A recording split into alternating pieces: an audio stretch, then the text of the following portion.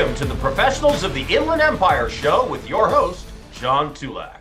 And welcome to another edition of Professionals of the Inland Empire, affectionately known as PI. I'm John Tulac, international business attorney located in Claremont. It's been my joy and privilege to be hosting this podcast and featuring some of the top professionals in a variety of fields who live, work, and practice in the Inland Empire. The talent out here, in case you hadn't realized it yet, that's one of the reasons why we're running this podcast. It's absolutely phenomenal. And we're showcasing that talent in fields like banking, accounting, law, marketing, and other professions.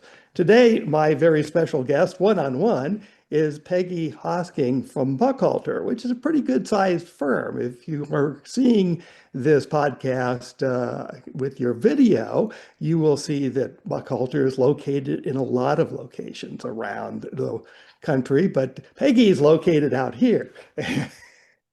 She's the one you want to connect with if you need outside general counsel, particularly one who is well known, liked, and respected because of her knowledge and expertise in real estate. So Peggy, welcome to Professionals of the Inland Empire. It's nice to have you here. Thanks so much, John. I appreciate the opportunity to be here with you. So tell us a little bit about yourself and how you got to where you are today in this role of outside counsel with a particular focus on real estate. And I know you do some mergers and acquisition stuff too. Absolutely. So I actually started out at a large firm in downtown LA at the time, Arter and Haddon. And believe it or not, I started in their bankruptcy department, which was just a super way to really understand what happens when things kind of go wrong and where some opportunities are. From there, I kind of was able to pivot within that same firm, Arter and Haddon, into working with some folks in the real estate department, as well as handling mergers and acquisitions. When I gave up the ghost on commuting into Orange County and LA several years ago, I worked with Best and Krieger in Riverside. And what was great about the client base in Riverside or in the Inland Empire in general is that you really get to develop a partnership relationship with your clients, and they come to trust you and they come to you with every question that they have. So from there really developed that sort of outside general counsel role, not just helping them with the M&A transaction or not just helping them with a commercial real estate transaction, but guiding them all the way through their life cycle. And so it's just been really exciting and interesting to work with so many professionals from different industries and to see folks who have come with an idea, they've turned it into a successful business, they've grown it, and now they're retiring and either transferring it to their kids or selling the company. So it's certainly different working with a family-owned business that has a patriarch or a matriarch, or maybe it is a mom and pop operation combined, and working that succession planning out versus a bigger company that may be now a lot more diffuse in terms of company ownership from an original founder or founders group. So what's the difference like? Oh, some would say that working with the larger companies, and I would often say this, is actually easier because they have already experienced so many of the sort of corporate formalities and challenges, and you don't have the intra-family dynamics necessarily to work with. And that can be very, very true. Sometimes it's not true. Sometimes some of the very large companies have those same exact issues. Certainly when you're dealing with the smaller companies that are definitely family owned and operated, there are dynamics that you've got to, kind of swim through a little bit very delicately and work with the personalities and the familial structure that's already in place, which can present its own unique sets of challenges. Right. And as corporate counsel, you don't take sides on what may be going on internally in the company. Correct. The company is my client. The company is the client. How often do you end up having to explain that to somebody, inside the company? Is that a regular thing? Yeah, I could say about once a month. Okay. Yeah, I mean, because it's hard to people have to wear so many different hats within a company, right? And within the family structure. So it might be a father and son, or a mother and son or daughter. And that's one role. And then someone might be the president, but might also be a CEO. And why is that different? And well, gosh, why can't you help me with this? But you're really the company's attorney. So sometimes we just have to be a little bit cautious about where those lines are and remind people, and then make sure that we provide them with appropriate counsel if there's a conflict. Right. And certainly in a larger law firm like you are with, even thinking about waiving a conflict is probably out of the question where. Actually, I have to say, I have some amazing partners. And one of the wonderful things about Buckhalter is that it is first and foremost a business law firm. So everyone understands, and our goals all the way across the board are to help our businesses thrive and succeed. And so to the extent that it is possible to work through conflict waivers, they're very efficient at doing that. That's good to know, because the conflict process is something that clients really don't understand. And sometimes trying to explain that is the hardest thing you're going to do all day, right? Yes, it can be. They say, well, maybe this is just not worth it. But it is possible. And one of the things that I've always advocated is that, the state bar should certainly make it easier for us to be able to describe what ethically we can and can't do. I mean, any client that goes and reads our rules comes away just shaking, like, that Yes, doesn't help me indeed. at all in terms of understanding it. Anyhow, you never know where these questions will go during one of these these interviews. So how do you work with your clients? Is there a process that you, as Peggy Hosking, have devised that you find really effective in terms of representing your corporate clients? So a lot of it depends on the client and the client's needs. Sometimes a client will come to us and just say, hey, we have this new contract, would you review it? And maybe that's all we're doing at that time. But at that time, I may ask them, what else is going on in the company? Tell me what your challenges are. We may take a little gander into their HR department and how do things look in the labor and employment side? Because of course, California is so challenging for all of the labor and employment rules and compliance. And I am blessed to have a wonderful team of labor and employment attorneys that I work with very closely, because that is not my expertise. If they're a manufacturer, maybe I'm asking them some questions about, what do your invoices look like? What do your warnings look like? Are you complying with Prop 65 here in California, right? So if you're doing any manufacturing or distribution and it's coming into California, it's going to hit that retail market. We better have the proper notices, both in the facility, but also on the products as they're being shipped. So it really depends. Sometimes they'll come to me because they're entering a new lease, or they're buying a building, or they're doing refinancing, and they need loan documents reviewed. It can be a variety of things, but whatever the first contact is, I want that client to come away with, wow, I'm so glad Peggy's on my team. I'm so glad that I know I can just call her if there's a problem, and she will either resolve it or find the right person to resolve it. That's sort of my gatekeeper visit. Which defines the role, right, of outside general counsel. You want them to think in terms of preventive law. Let's not wait until there's a legal problem. Let's identify legal issues and address them accordingly. So you reach out regularly to the clients and ask questions, which I think is great. I do the same thing with mine.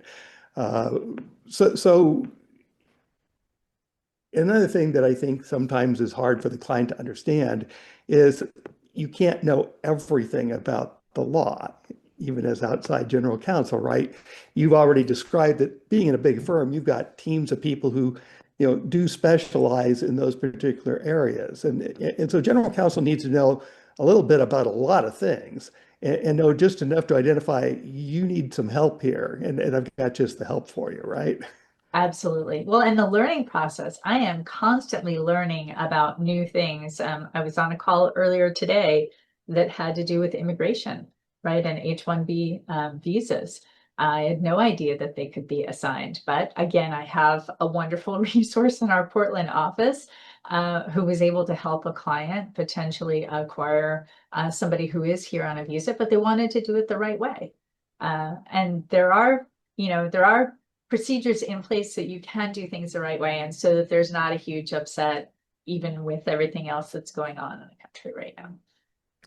Yeah, I feel like there's a day wasted if I haven't learned something new or multiple somethings new every day connecting with the law practice. I recently get a call from someone out of the blue, literally from a fellow providers member. The company had two long-standing employees who were from a Central American country that they were essential to the business. And they Right. got what was called, are you ready for this term? The reasonable fear notice. Oh, wow. 5 days you show up for a deportation hearing. There's reasonable fear that you could get deported. And the company says, we want to help these people. They're essential to our Wow. company. And I did find them a lawyer that actually specialized in exactly that kind of stuff. Wow. But Yeah. it's like, what a horrible name for this notice. It is a terrible name. Absolutely. Just, just absolutely terrible. So again, the idea of knowing a little bit about a lot of things and knowing then that there's a solution out there by redirecting to the area of expertise and someone who has that is an essential part of managing a general counsel role, right?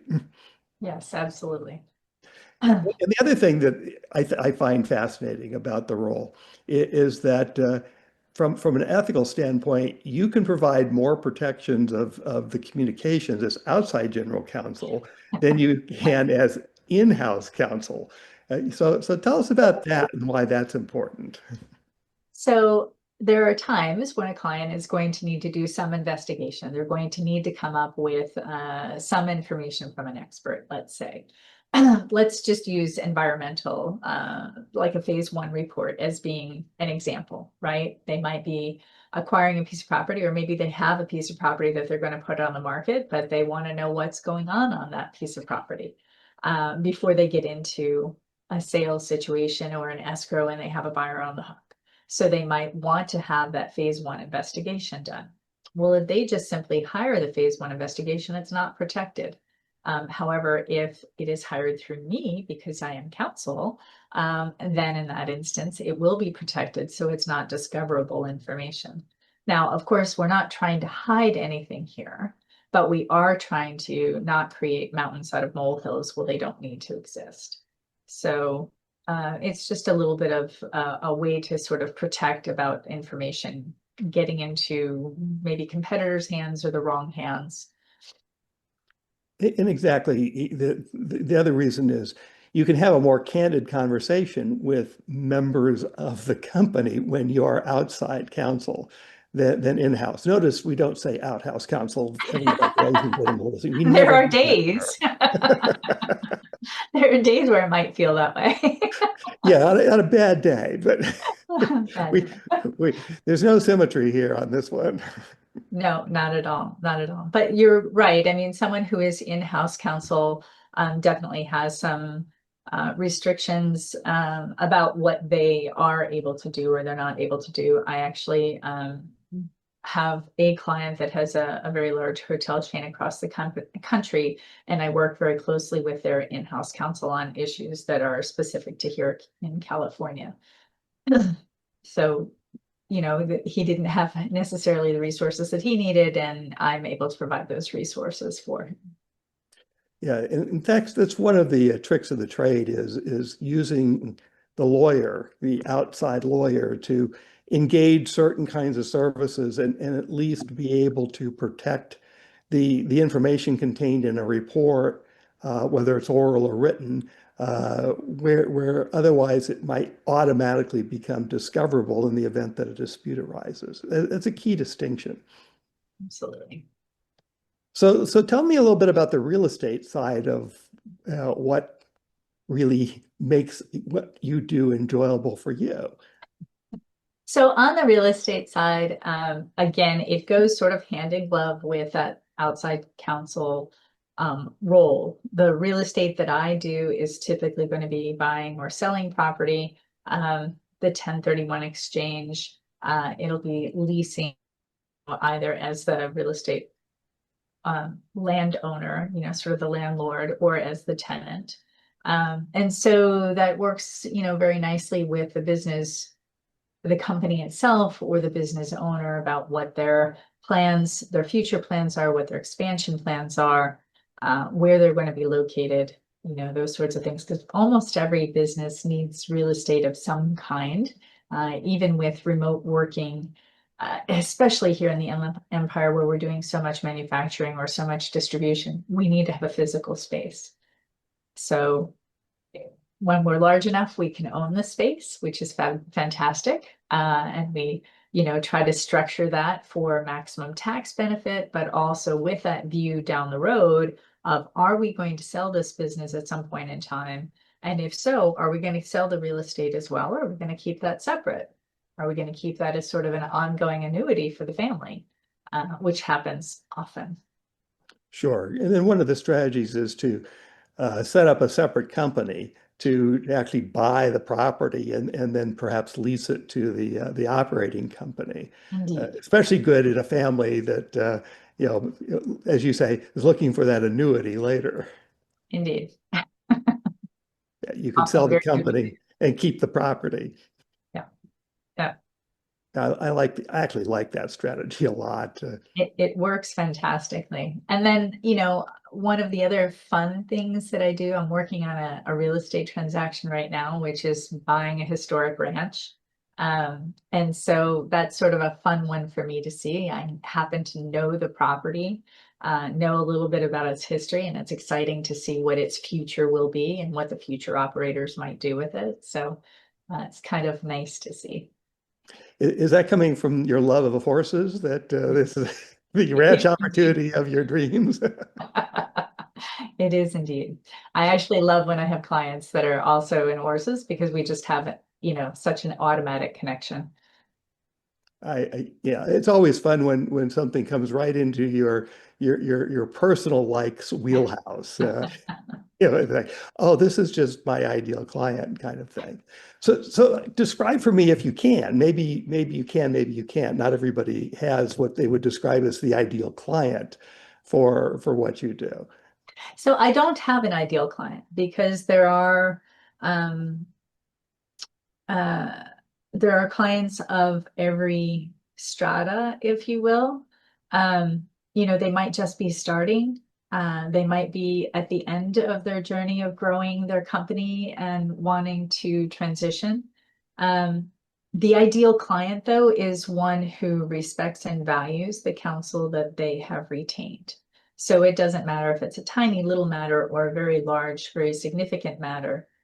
If there is a basic relationship there of, hey, you're the expert, you're the professional, I'm relying upon you, that's wonderful. But then when I give advice, to know that it is actually heeded or at least considered. Because when I do give advice, I won't tell the client, you need to do X, Y, or Z. I'll spell out for them the risks and the choices that they have. And then we try to come together, to sort of work out what might be their best solution in any given circumstance. So the perfect client, it's a client that calls and has some, respect. And I suppose I should say, and pays their bills on time. This is That's always a sort of the good thing. going I'm given. Yeah, I think respect is a good word because there has to be, they may not like the fact that they need legal services, right? We hear that all the time, Right. but they know when they need them. And it's like, I'm going to listen to what someone who's got that expertise is going to tell me about what to do. So that respect makes for a much better relationship than the grudging, for sure, I have to deal with a lawyer kind of thing. And I know simply because I know who you are and how you do things, that your clients must love you. At least most of them, right? Most of them, I hope. I love most of my clients. Every now and again, you come across someone who's not a fit, but when you come across someone who is not a fit, then one of the best things that I can do for them is through my, network that I've built up over time is find them somebody who is the right fit for them. Because not everybody's perfect for everybody else, and that's okay. Right. Probably one of the harder lessons for any service professional to learn, right, is when to Absolutely. say no, either right up front or subsequent to the development of the relationship. Like this isn't working so well. Right, right. And that's always a tough thing to say, but sometimes it's just because they would be better served elsewhere. And I always try to make sure that that's a very smooth transition for them if that happens. It happens infrequently, which is good. But, there are times where it's just not a fit. It's okay. So let's talk a little bit about mergers and acquisitions, which is always a fun topic because that's a fundamental change for a company when that happens. Yeah, I mean, it's a huge change for the company, but it's also a huge change for the individuals, right? And I think a lot of times folks go into an M&A transaction and they're so busy getting the company ready and doing all the things that they have to do that they haven't taken a moment to envision what life is like after. And sometimes that's just as important because when I talk to folks a year or so after they've sold their baby, their company, um, the best thing that I can hear is that they're absolutely loving life. They're traveling, they're doing all the things that they wanted to do. The worst thing that I can hear is that they're frustrated because they don't know what to do with themselves. So, going back to the M&A transaction, a lot of times I will meet people just as they are starting an M&A transaction. They'll have received an offer or an inquiry, or they think they're ready to put the company on the market. And so one of the first things that we'll do in that instance is take a look at the company from a buyer's perspective. Does it show well? And if not, is there anything that we can do to improve that? Think about selling your company like selling your house. You wouldn't want a prospective buyer to come in and see an unvacuumed carpet and, dirty laundry piled up, right? You'd want them to come in and see that everything's freshly dusted and it smells clean and it looks clean and everything's neat and tidy because it gives them a different impression. Well, it's no different with a company. We want to make sure that the financials are solid, not just that they look solid, but that they genuinely are. And when they're tested, that they are in fact solid. We want to know that there are people in place who are going to be integral to the success of the transition, and that those people are happy with that transaction and understand the transition. We want to make sure that customers are going to stay. We want to make sure that there's no skeletons in the closet, litigation that's going to come out later on, or tax bills that haven't been paid, those kinds of things. So ideally, if we're dealing with an M&A client, we'd like to talk to them 3 to 5 years before the proposed M&A transaction. And we want to work with our team. We want to work with our bankers. We want to work with our CPAs. We want to work with any other attorneys that they have been working with to make sure that we can make a really beautiful package of their company and that we can clean anything up that needs to be cleaned up. And of course, most business owners, while they're running the business, really don't want to pay a lot in taxes. So they're running a lot of things through the business that maybe shouldn't be run through the business. So we do want to take the time to get that sort of thing cleaned up ahead of time, which of course always improves the way the company looks. Right. It's hard, I know, for some owners to think 3 to 5 years ahead about whether they would even think about selling, let alone planning to do that. And so, that I know that's a hard sell sometimes. It's even tougher though to come into an assignment where you get a bid out of the blue to acquire the company, where you weren't thinking at all about it, and now all of a sudden this looks attractive. So you're dealing with ground zero. Yeah, that's got to be a whole lot harder. And I do a few, maybe 4 to 6 international acquisitions a year. It's usually representing a foreign company buying a business here. And it's a shock to the system for them. It's Yeah. like, we thought this was going to be easy. Well, what made you think that? Obviously, they didn't talk to you in advance, John. Well, and even something where you've got so much law in common, like the UK. The last one I did with the UK was this solicitor was really, really good. She really was good. And we went through red lines back and forth like there was no tomorrow because it was like this. Yeah. But this was the best part, Peggy. It stayed civil from start to finish. Yes. Because each red line, I realized what I had to do. Each red line needed a comment. This is why I changed this. This is why I didn't accept yours. Absolutely. In turn, I got it back. Yeah. And by the end, we were both really happy with the final agreement, which was really rare, honestly, Yes. especially, I mean, that would never happen with German lawyers. Well, and I think that people, when they think of lawyers, attorneys, whatever, they think of litigation and they think of a very acrimonious process. And that is actually part of law that I like the least. I mean, certainly if we need to be aggressive and firm in representing a client, that's not a problem. However, it is so much more pleasant to do a transaction with someone where you understand each side's perspective and you're finding that happy medium where the parties have truly negotiated the terms and each one of them is going to walk away being satisfied. They won't be 100% satisfied, but they will know that they got an appropriate deal. Those Yeah. are the best, in my opinion, those are the best deals. Yeah, how it's done makes a difference. There's no reason for shouting and yelling and nasty words. We're supposed to be deal lawyers when we're representing business people. Right.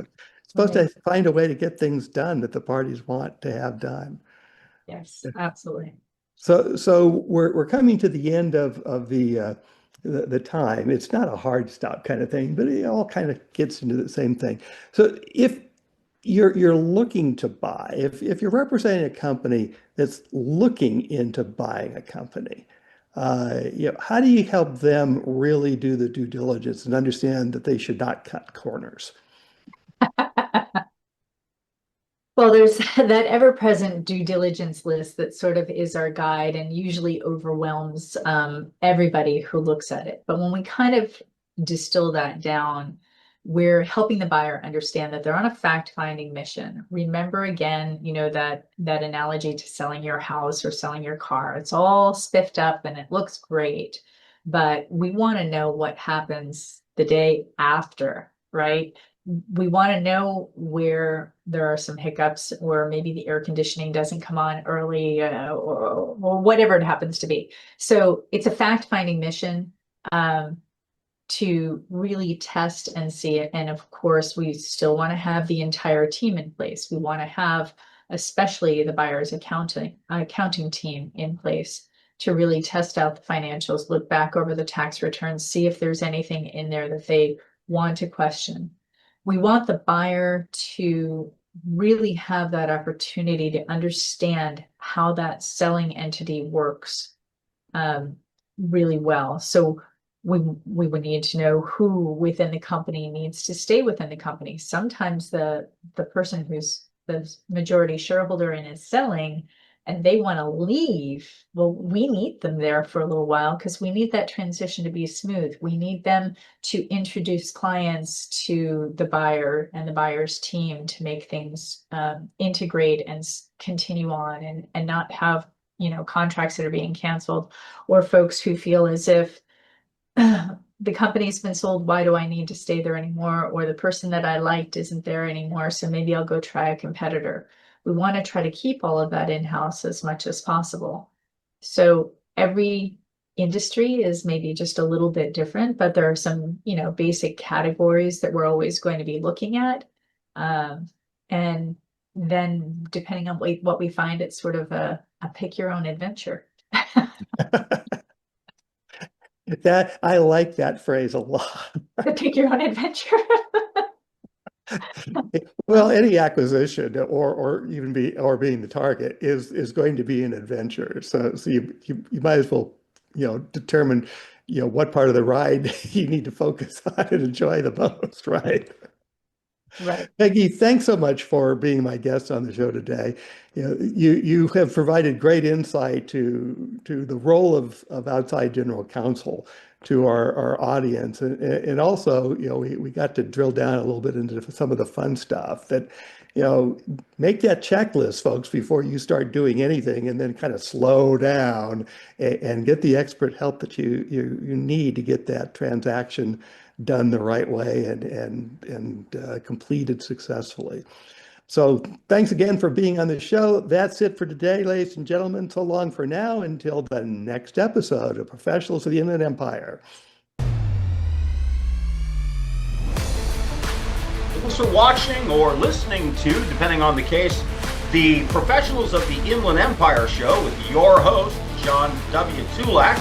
If you have a suggestion for a guest, email him at jwtulac, that's JWTULAC @gmail.com. jwtulac @gmail.com.